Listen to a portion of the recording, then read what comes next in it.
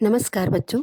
कक्षा 12वीं विषय व्यवसाय अध्ययन अध्याय 6 नियुक्तिकरण के अंतर्गत आज हम महत्वपूर्ण लघु उत्तरी प्रश्नों को सुनते हैं जो परीक्षा की दृष्टि से बहुत ही महत्वपूर्ण है। भर्ती के आंतरिक स्रोत क्या हैं? भर्ती के आंतरिक स्रोत निम्न हैं। निम्न स्तर से उच्च स्तर पर पदोन्नति, अनुभवी कर्मचारियों की योग्यता एवं वरिष्ठता के आधार पर रिक्त पदों को भरा जाता है।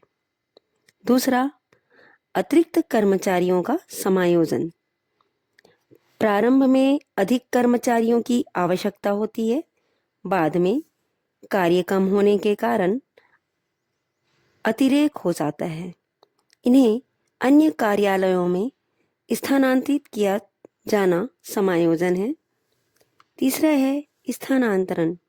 इसके अंतर्गत कर्मचारी को निम्न कारण से स्थानांतरित किया जाता है। पहला, अधिक समय तक एक ही पद पर कर्मचारी को ना रखना। दूसरा, किसी पद की क्षमता के अनुकूल कार्य हेतु कर्मचारी का चयन करना। दूसरा प्रश्न है, चयन को नकारात्मक प्रक्रिया क्यों कहा जाता है? स्पष्ट कीजिए। चयन को नकारात्मक प्रक्रिया इसलिए कहा जाता है क्योंकि इस प्रक्रिया में चुने हुए उम्मीदवारों की संख्या की बजाय अधिक उम्मीदवार निरस्त किए जाते हैं। अर्थात यदि कोई उम्मीदवार आवेदन करता है तो जरूरी नहीं है कि उसका चयन हो सके।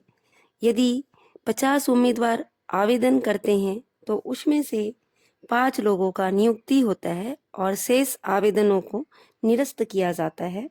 इसलिए चयन को नकारात्मक प्रक्रिया कहा जाता है।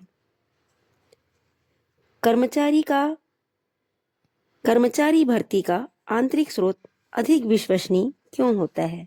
समझाइए।